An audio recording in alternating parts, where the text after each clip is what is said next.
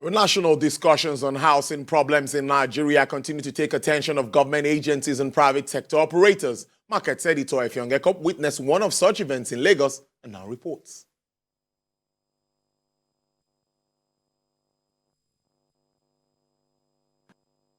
Discussions on housing supplies, deliveries and limitations in Nigeria resurfaced in Lagos Friday. Estate surveyors and valuers, Dia, Fetimelehin and company, invited industry stakeholders for the national discussion. The problem is that there is no liquidity. And what we have been doing in the country is to build, to go and do it directly. But if you do it directly, what you do is that it's not sustainable.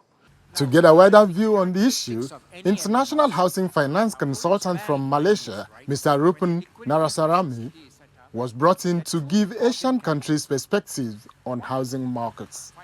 The way to address housing deficits is you have got to attack on two fronts. Number one, the supply side as well as the demand side.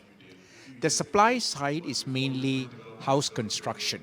Now, this is a very important component.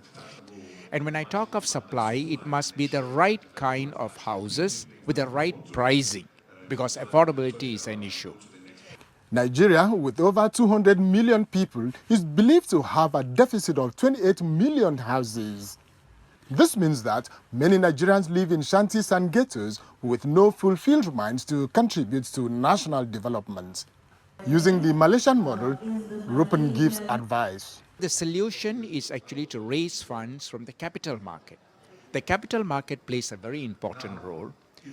Now, the reason why NMRC is a very important position is NMRC has the strength to go to the capital market and raise bonds because it has got the strength of the government plus all the other shareholders.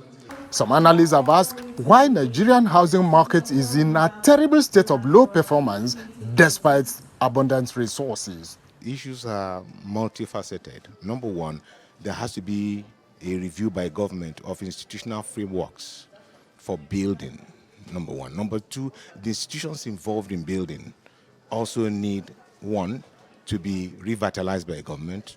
So part of the challenge that government, the private sector and practitioners need to address is how do we bridge that gap? Do we increase people's income or do we bring the cost of construction loan? The answers are not so simple, but that is the framing of the answer. Efyongeko, TVC News, Lagos.